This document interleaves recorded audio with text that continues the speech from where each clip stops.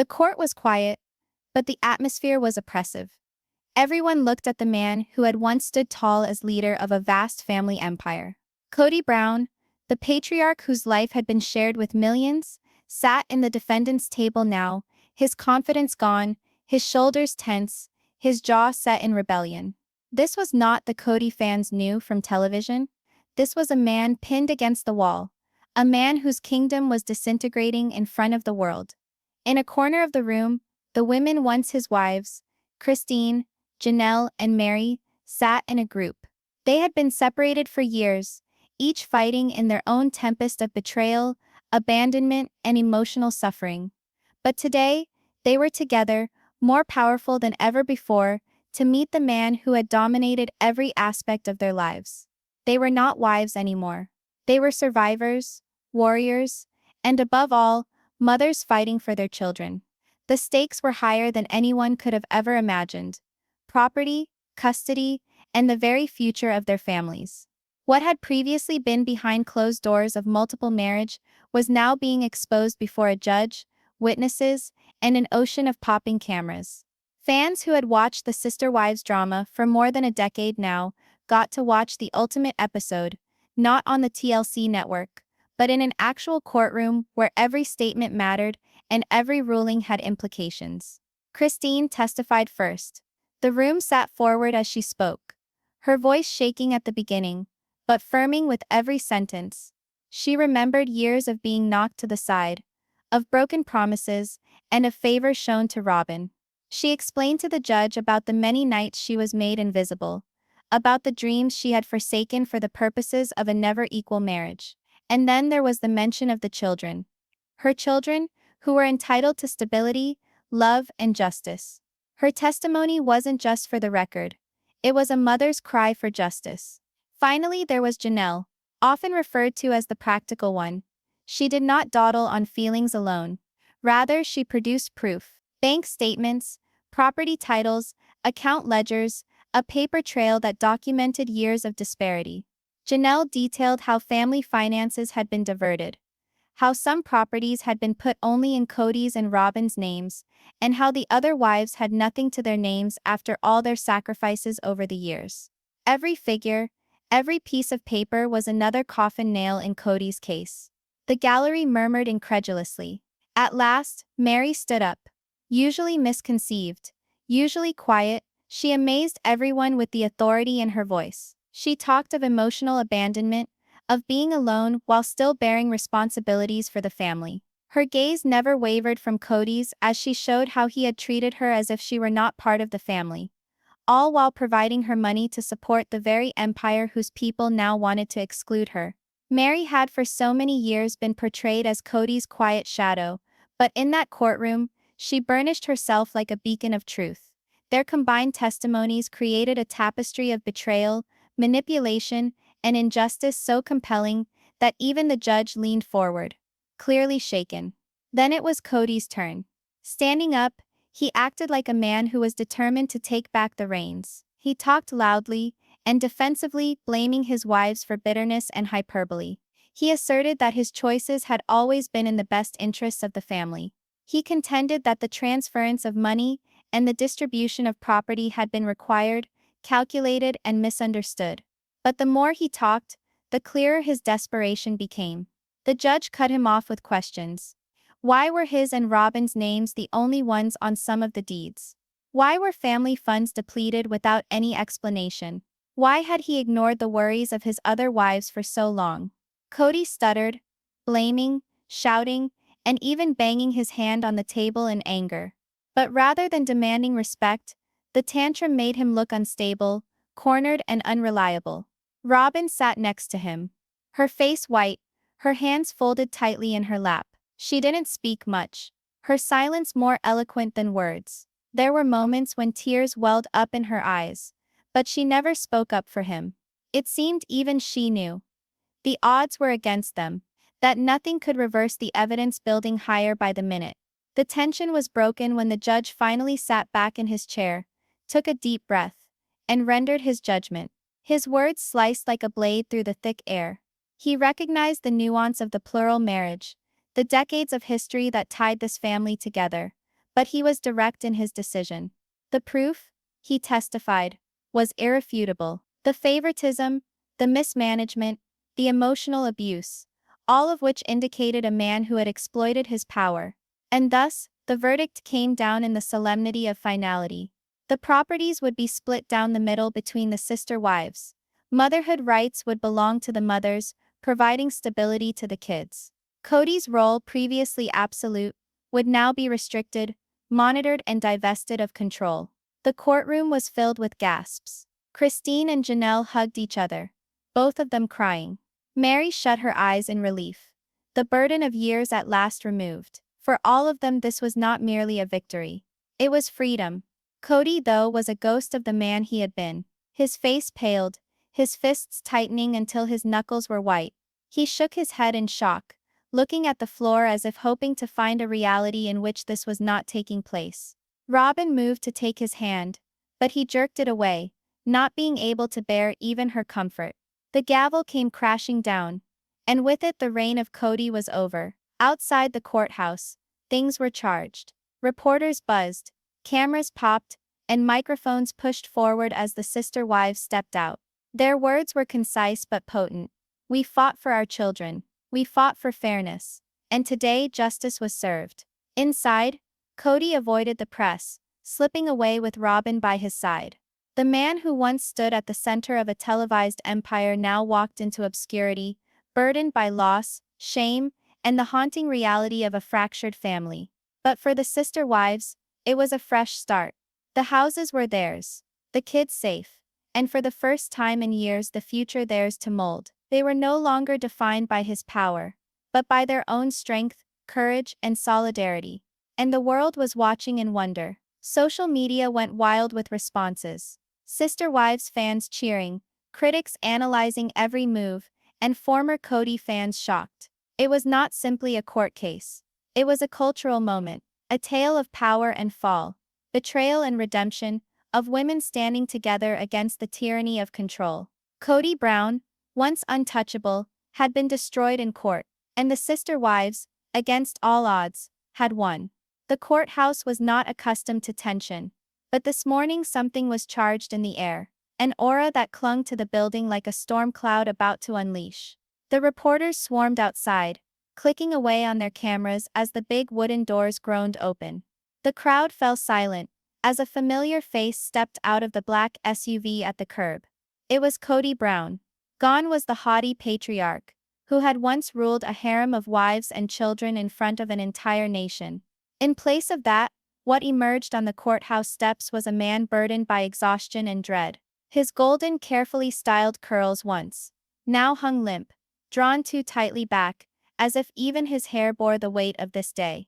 He was dressed in a sharp suit, but the freshness of the fabric was unable to conceal the beads of sweat on his temples, or the tight fists at his hips. His eyes flicked frantically toward the courthouse windows, where shadowy figures of spectators huddled against the glass to get a glimpse of history in the making. Behind him followed Robyn, the wife whom many had dubbed his favorite. She was pale, her movements uncertain, and although she attempted to remain calm, the shaking of her hands gave away the tension building within her. Unlike Kody, she was not as combative, but sounded more defeated, like she knew in advance that this day would not be a victorious one. She gripped her handbag tightly, her eyes darting down to the pavement to escape the nasty glare of the flashbulbs.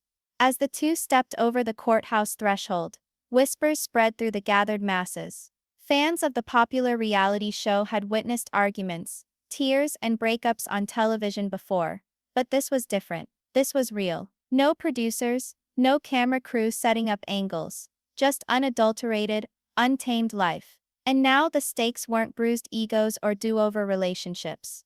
The stakes were property, custody, and heritage.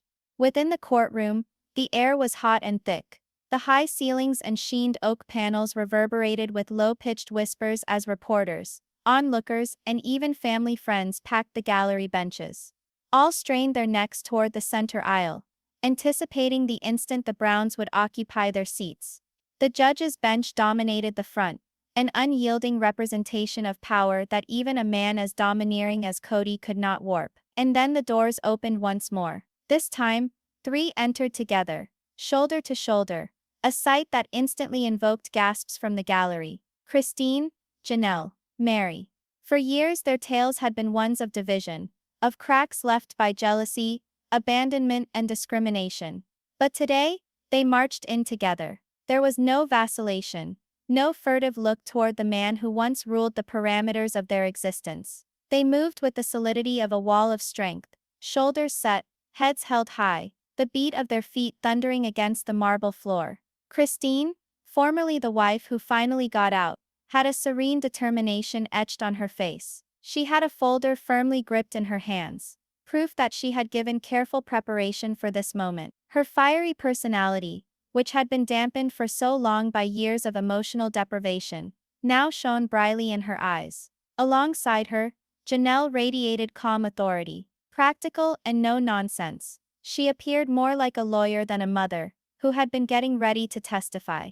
Her face was unyielding, her step deliberate, each move announcing the world that she was set for a fight. And Meri, of course, the wife who had been isolated, who had been left behind emotionally years ago. But today, there was nothing to be seen of fragility in her countenance. She kept stride with the others, chin up, her presence commanding respect, the way Kody had not accorded to her for so long.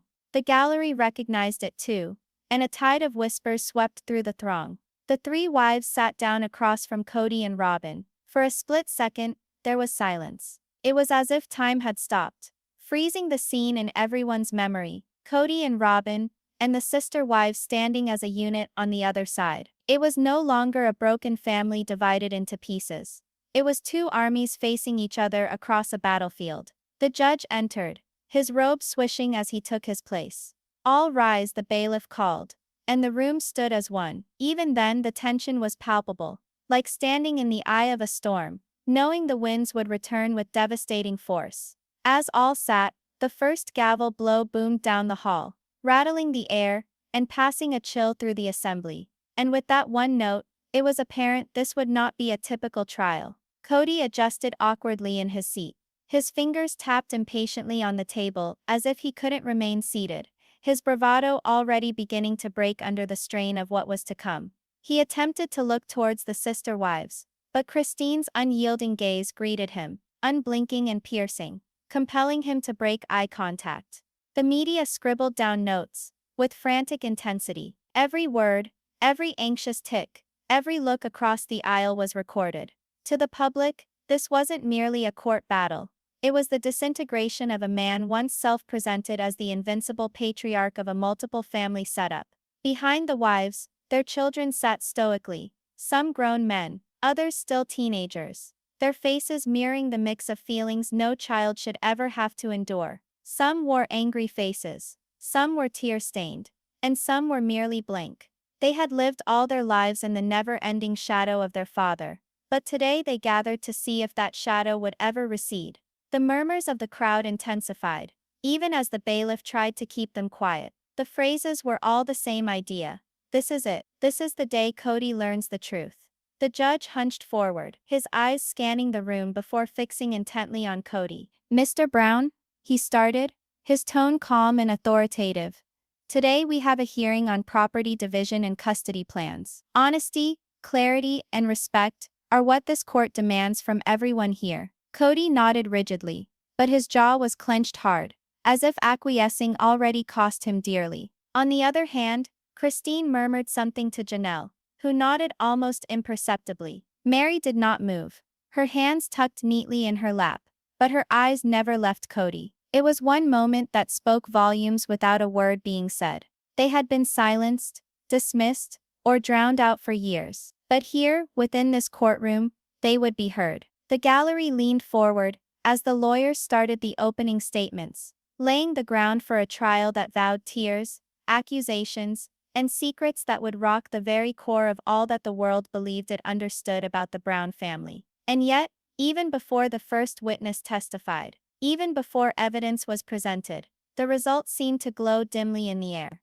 Because when Kody Brown entered that courtroom, he didn't enter a fight for the law. He entered a reckoning. The courtroom hung in silence as the first witness was called by the judge. A rustle ran through the gallery, and everyone's gaze fell on the woman who stood up from her seat, with subtle but unyielding determination. It was Kody Brown. She strode to the stand slowly, heels tapping hard on the sleek floor. Outside of those who watched sister wives unfold for years, it was probably an unremarkable walk. But for them, each step told the story of decades, of love given, of sacrifices made, and of betrayals suffered. Kody sat, smoothed the front of her blouse, and addressed the judge. Her attorney requested that she say her name. Kody Brown, she replied, her voice trembling ever so slightly at the start. But when questioning started, the shake left her. It was instead met by something harder, years of pent-up truth pouring forth. She started gently,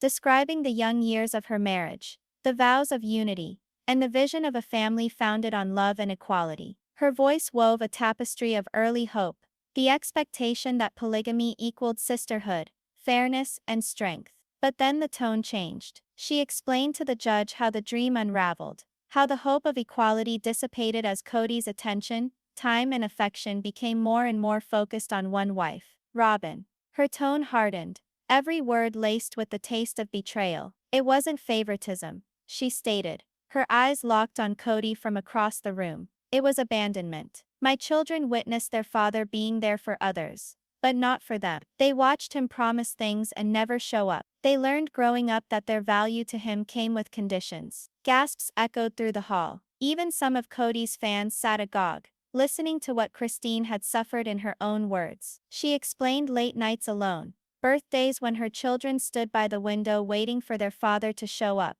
and holidays when the disparity was so obvious it could not be missed. She told of her heartache, not only as a wife, but as a mother seeing her children suffer. Tears welled up in her eyes, but Kody never wavered. Her anguish was authentic, but her resilience was undeniable. She concluded her testimony with one sentence that hovered in the air like a verdict itself.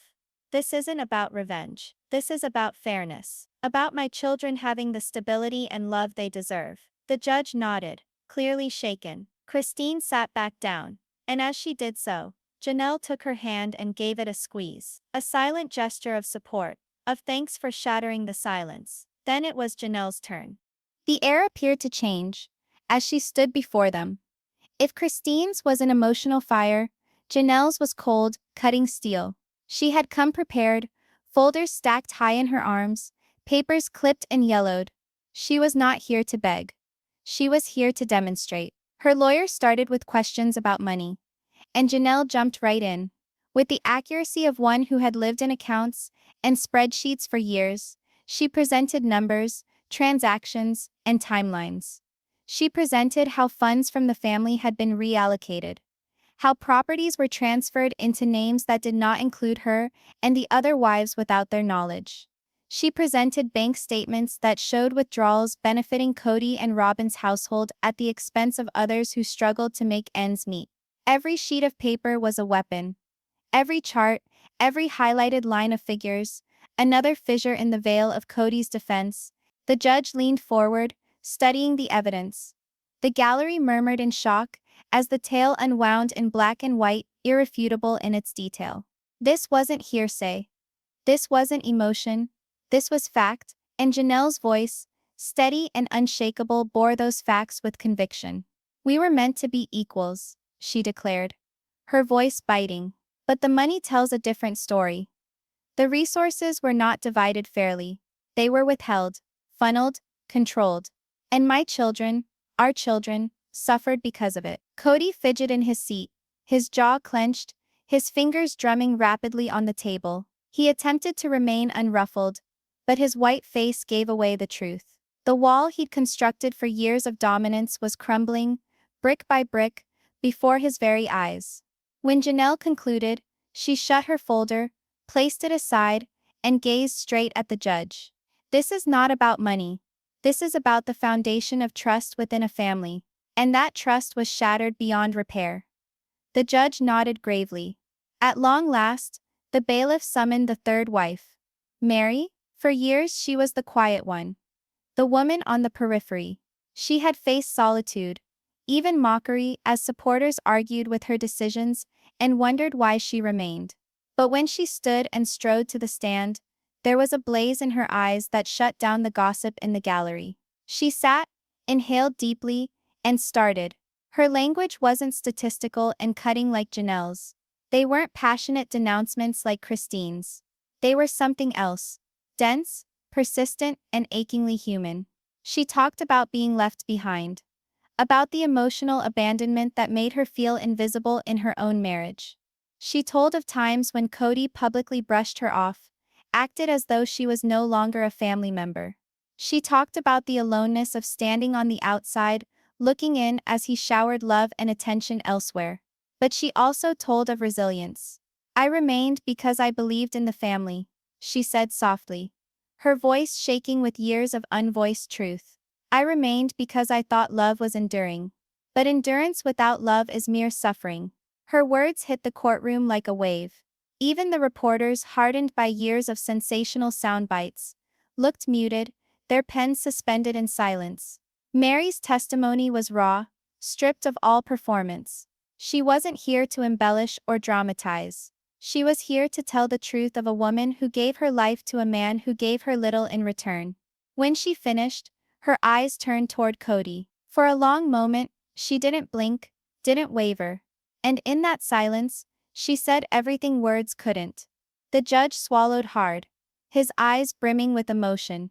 Thank you, Mrs. Brown, he said softly, nodding in respect for what had just been said. As Meri descended, Christine and Janelle both took her hands. The three sat there, together once more. The gallery was abuzz now, but not with idle rumor. With shock, with understanding. For years audience members had speculated, debated online, argued loyalties. But here, under oath, the truth was irrefutable. The sister wives had testified, and their testimony had created a picture of control, betrayal and heartbreak so vivid that even before Kody took the stand, the tide of the trial appeared to have shifted irrevocably against him. The judge looked in Kody's direction, his eyes screwing up slightly. Mr. Brown, you will get your say, he told him sternly.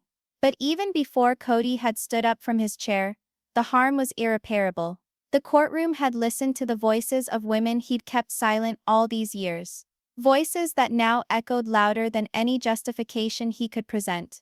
And as Christine, Janelle and Meri sat together in solidarity, their togetherness proclaimed to the world an uncomplicated yet compelling fact. They were no longer apart. They were no longer silent. They were stronger together. The judge's gavel came down softly, marking the shift. The truths that Christine, Janelle and Meri had spoken had sliced the courtroom like lightning, each sentence revealing bruises that could no longer be concealed. It was now time for Kody Brown to testify. The focal point of the lot, the one whose choices had led them here. The room grew silent as Kody slid his chair back. His steps were jerky, robotic, as if the weight of the moment pushed at each joint. He adjusted his suit jacket, stood up straight, and moved slowly toward the witness stand. For years he had ruled a family of over 20 individuals, and with them the viewership of millions. But here, in front of the court, there was no camera crew to cut his words, no producers who could set him up as the sympathetic patriarch. There was merely the truth, and the truth would be put to the test. Kody held up his hand, took his oath, and sat. He readjusted the microphone, his hands shaking a little, though he concealed it with a tight clasp. His eyes darted toward Christine, Janelle and Meri seated all together like a barrier of resistance.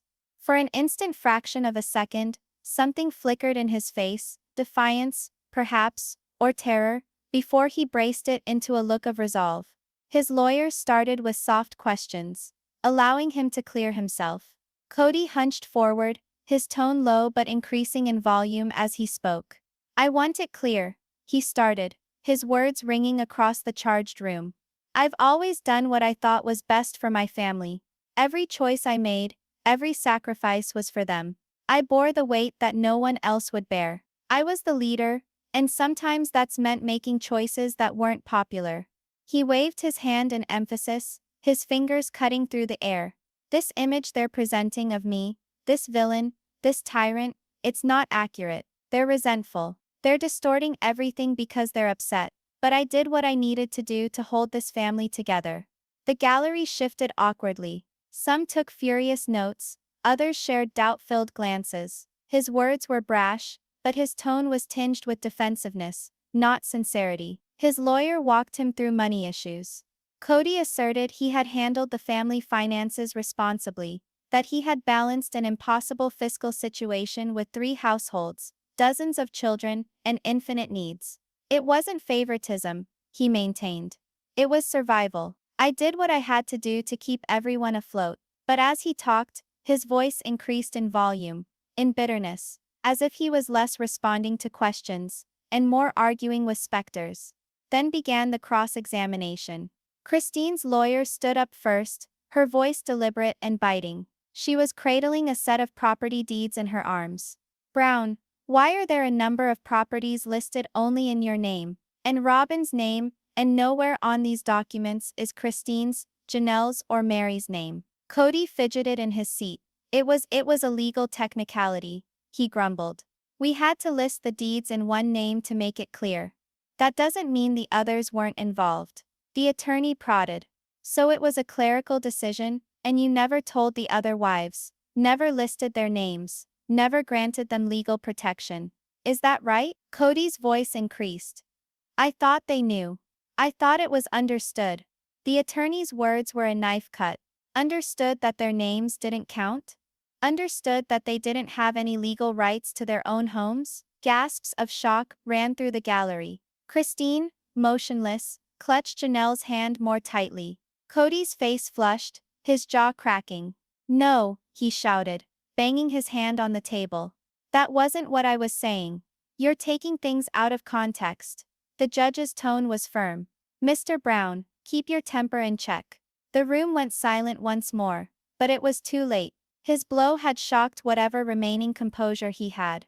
Then Janelle's lawyer moved forward with a sheaf of bank statements. Mr. Brown, these records indicate tens of thousands of dollars deposited into an account held by you and Robyn alone. Meanwhile, Christine and Janelle's homes were left with overdue bills and dwindling savings. Can you tell me why? Kody's eyes flickered back and forth uneasily between the documents and the lawyer. Those transfers, they were family expenses. You don't know how convoluted it was. I had to prioritize needs. The lawyer cut him off. Needs for which family, Mr. Brown? Because the pattern here is apparent, your needs and Robyn's, not theirs.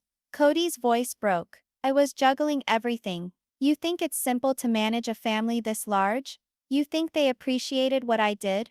No, they griped, they undermined me. Kody moved in closer. Your defense for bleeding joint accounts is that you were unappreciated? The courtroom exploded into murmurs. The judge thumped his gavel. Order, but the times had changed. Kody's responses weren't explanations. They were excuses, uncensored and defensive. Then came the lowest cut. Meri's lawyer stood, her voice steady but firm. She didn't stand over stacks of documents. She stood with Kody's own words. Mr. Brown, you said on national television that you no longer felt married to Meri. Do you dispute having said that? The question paralyzed him. His mouth opened and nothing emerged. Meri sat across the room, hands folded, eyes on him. Finally Kody grumbled. Yes, I said it. The lawyer pushed again. And still you used her monetary donations on family bills. You took her money, her sacrifices, while publicly rejecting her as your wife. Isn't that so? Kody's face was white, his voice trembling. She was still family. It wasn't that cut and dried. Which is it, Mr. Brown? The lawyer snapped. A wife or not, you can't have it both ways. The ensuing silence was oppressive. Even the air seemed to be holding its breath. The contradiction was harsh, inescapable. Kody had boxed himself in. He banged his hand on the table once more, his voice shattering into panic. This is not just. You all are against me. They're resentful. They're distorting everything. I dedicated my life to this family, and now they would like to ruin me. The judge's gavel came down heavily. Mr. Brown, one further display of temper and I will hold you in contempt.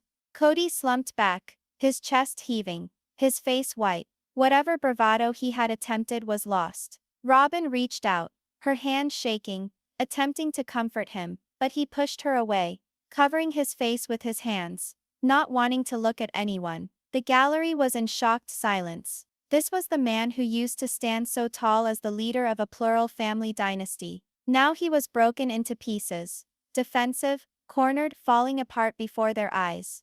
When the judge at last dismissed him from the witness box, Kody walked back to his seat like a man trudging through quicksand. His shoulders slumped, his face empty, his every step weighed down with defeat. Across the aisle, Christine, Janelle, and Meri sat together, their expressions resolute. They didn't celebrate. They didn't gloat. They simply watched, their silence louder than any words could be. Because the truth was undeniable now.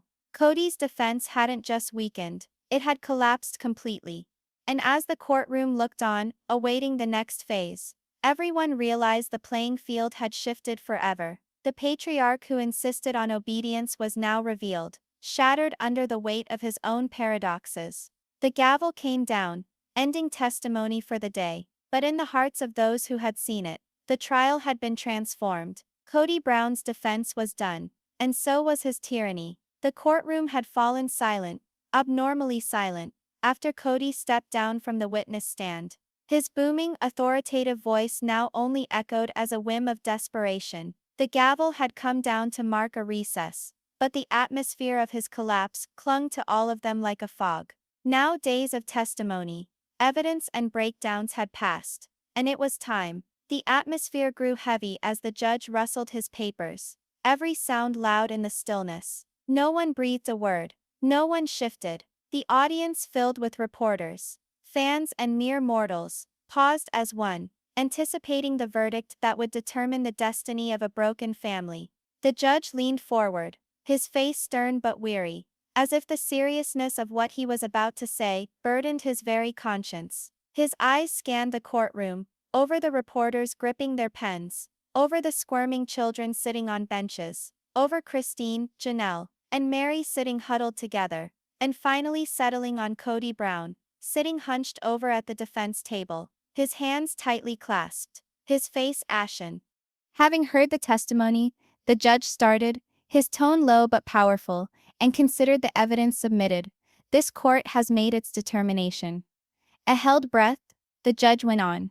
The matters before us are the division of property, financial misconduct, and custody arrangements. These are issues that not only concern the parties in this courtroom, but the children whose lives will be impacted by what we determine today. Christine clutched Janelle's hand. Meri sat motionless, staring at the bench. Robyn, on the other side, blew her nose on a tissue, while Kody glared at the judge with dread and disbelief, as if preparing for a blow he still thought could be mitigated. The judge started with real estate. This court concludes that the evidence unequivocally demonstrates a trend toward unequal distribution of assets. Properties were put in the names of Mr. Brown and Mrs. Robyn Brown, not the other wives, even though the other wives had contributed financially and personally. This was an imbalance of power and took away rightful ownership from the other parties. Kody shifted uncomfortably, his head bobbing up and down slightly. His lawyer leaned in and whispered something urgently, but the judge refused to stop. Thus, the properties that heretofore were registered in the name of Mr. Brown and Mrs. Robyn Brown will be shared equally among all parties. Christine Brown, Janelle Brown, and Meri Brown, as a reward for their years of investment, toil, and sacrifice. Legal ownership and rights to their respective homes and plots of land will be afforded each one of them. Gasps echoed across the room. Christine's eyes widened, tears spilling as relief swept over her. Janelle exhaled sharply, her composure breaking for the first time, while Meri closed her eyes, her lips trembling as if silently thanking the heavens. Kody clutched the table's edge, his knuckles white. "This is crazy," he growled under his breath, loudly enough that reporters typed the words onto their pads immediately. Robyn tried to grab his hand, but he pulled it back, burning a hole into the judge with accusation. The judge proceeded to discuss finances. Evidence and testimony presented by Mrs. Janelle Brown have shown serial financial mismanagement. Money from joint accounts was being moved unbeknownst to all concerned parties, and the funds disproportionately favored Mr. Brown and Mrs. Robyn Brown's family. This is a violation of trust and fiduciary duty. Kody's face reddened, but he remained silent. The earlier gavel continued to echo in his mind, a reminder not to explode again. As such, the judge ruled, Mr. Brown is hereby mandated to pay restitution. A fair share of misplaced funds will be paid back to Mrs. Christine Brown, Mrs. Janelle Brown, and Mrs. Meri Brown. This court acknowledges their right to financial security separate from the control of Mr. Brown.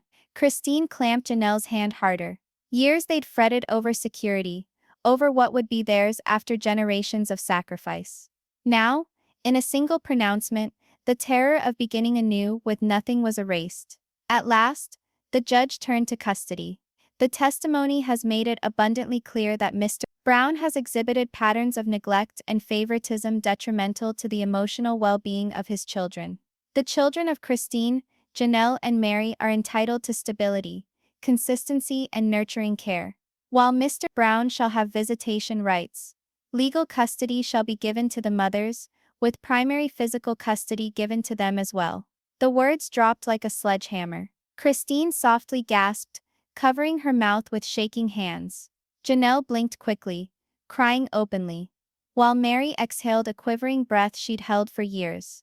The courtroom gallery exploded in soft whispers, the shock of the ruling washing over all who were there. For the very first time in decades, the power balance had been pulled away from Kody Brown. The voice of the judge became graver as he concluded his speech. This court does not make such decisions lightly. But the evidence is unmistakable, the testimonies uniform, and the needs of the children indisputable. This ruling is not only fair but committed to the welfare of those most in need in this case. Mr. Brown, you have neglected your responsibility as a father and as a husband. The effects of that neglect are now before you. Kody sat frozen, his mouth agape, his body tense. He was a man who had just witnessed his world come crashing down around him, slowly in slow motion.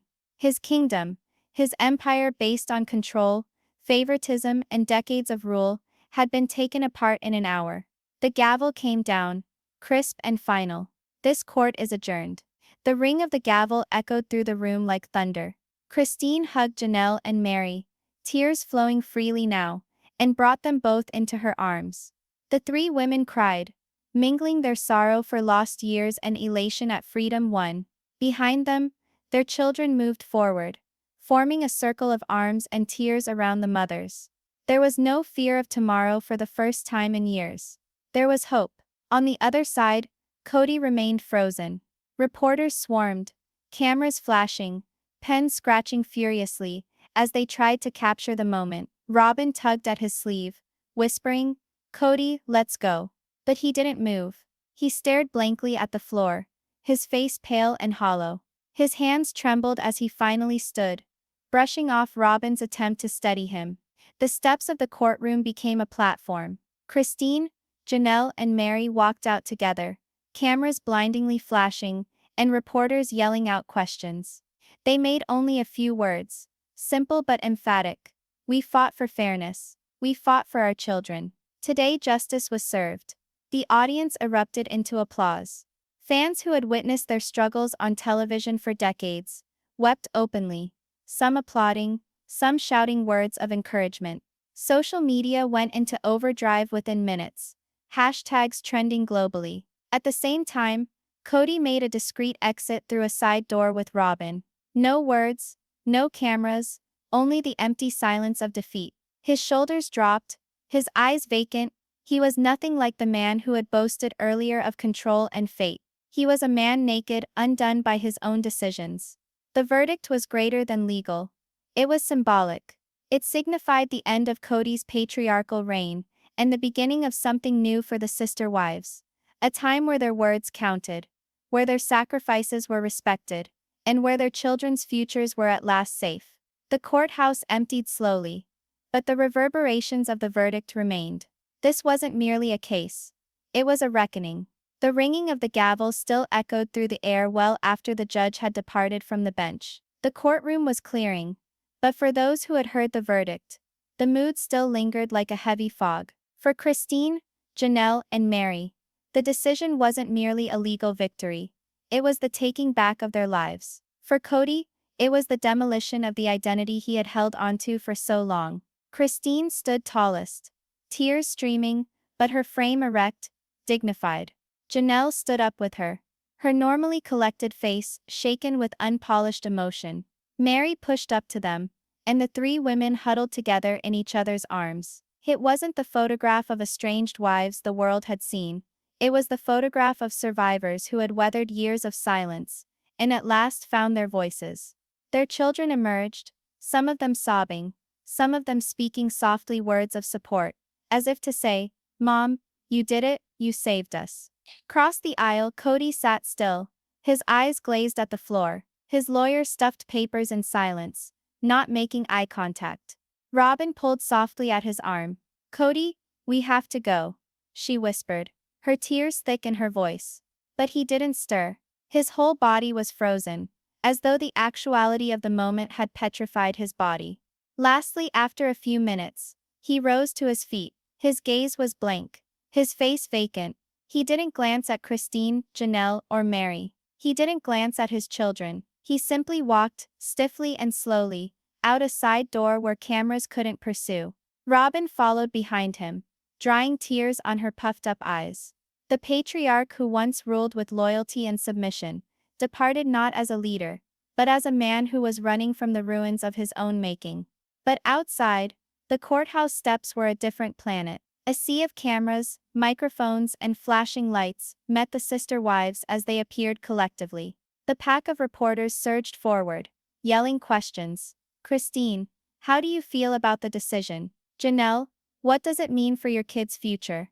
Meri, do you feel vindicated after all these years?" The women hesitated momentarily, their hands joined together, children arrayed at their backs. Christine took one step forward first, her voice trembling but resolute. "We fought for equality. We fought for our kids. Justice was served today," Janelle continued. "This never was about breaking anyone down. It was about standing up for what's right. And now our kids can grow up in houses that are safe, stable, and without fear." Meri's words were simple, but they carried the most weight. "We are free." The audience outburst, cheers, tears, applause. Fans who had been watching them for more than a decade were openly crying, some cheering them on, others just brandishing support signs. Social media blew up in a matter of minutes. Hashtags such as #Justice for the Sister Wives and #Kody Brown verdict went viral all over the world. Footage of the women standing together went viral, shared by millions who had wished them freedom. Within the courthouse, Kody and Robyn made their escape quietly through a side door. The cameras, the reporters, the chants of support were gone. In their place was silence, the kind of silence that bears down hard, reminding you that the world has turned away. Kody's shoulders dropped as he walked towards the waiting SUV. Robyn followed him, her head bowed, her steps small and fast. They stepped into the car silently, and the door closed behind them, cutting them off from the storm outside. The contrast couldn't be more dramatic. One side stepping into light and cheers, the other into darkness and silence. To the sister wives, the verdict was worth more than homes, money, or even custody. It was freedom. Christine, who in the past had envisioned love and equality, now stood tall with the confidence of a woman who had regained her dignity. Her children's faces shone with relief. No longer would they have to question if their father's love was based on conditions. No longer would they be living in houses clouded by partiality. Janelle, hard-nosed and resilient, felt the burden of years disappear from her shoulders. For years, she had fretted about money, about whether she could give security to her children. The court-ordered restitution meant security, not extravagance, not excess, but security, and that was sufficient. Meri, the biggest surprise of all, experienced a sense of closure she never thought she'd find. For years she suffered through loneliness, emotional abandonment, and the hurt of being rejected even by fans of the show. But the verdict gave her vindication. She hadn't suffered in vain. Her sacrifices were validated, her pain acknowledged. In the weeks that followed, the world hummed with activity. News channels played the trial clips on repeat ad infinitum. Pundits analyzed every phrase, every sob, every tantrum. Some felt sorry for Kody, labeling him a man consumed by the weight of an unsustainable life. Most, however, viewed him as the court did, a man who had hung on to control until it killed him. For Christine, Janelle, and Meri, life went on. Slowly, guarded, but on. They consulted lawyers, completed documents, and started to plot lives that no longer centered on Kody. Christine talked of beginning anew, not only as a single woman, but as a mother who could now give without fear. She even said about seeking out projects she had set aside for years, hobbies, business ventures, dreams she had suppressed under the pressure of Kody's needs. Janelle shifted her attention to the education and welfare of her children. She spoke of assisting them in healing, helping them grow into adulthood with stability and love. To her, the verdict wasn't about winning. It was about creating something that lasted. Meri, who had once appeared the most lost, surprised everyone. She started speaking out in public, standing up for women who had suffered abusive marriages, encouraging them to speak out. Her metamorphosis from quiet shadow to vocal advocate was nothing short of a miracle. And the children, those who grew up under the shadow of favoritism and neglect, began to thrive. They talked with relief of freedom from the tension that hung in the air, of having mothers who were finally able to make choices without fighting their father's dominance. For them, the verdict was not simply about property or custody, it was about peace. But Kody's world was another. He withdrew, sullen and angry, hardly appearing in public. Friends would whisper that he was raging, that the court had been unfair, that his wives had plotted against him. But even his closest associates would have to admit he was different now. Smaller somehow, not in physical stature, but in demeanor. Robyn stayed by his side, but her bright smile was gone. The two of them lived in shadow, while the women they had once scorned walked boldly into sunlight. Ultimately, the ruling was more than juridical. It was symbolic. It wasn't about houses, bank accounts, and visitation schedules. It was about power, who possessed it, who misused it, and who regained it. The sister wives entered that courtroom as splintered pieces of a family. They emerged as winners, united no longer by marriage, but by strength, bravery, and reality. And the world was watching in wonder. For the audience, it was the end of an era, and the start of a new one. No longer the tale of a man who ruled 4 wives, but the tale of women who resisted, protested, and prevailed.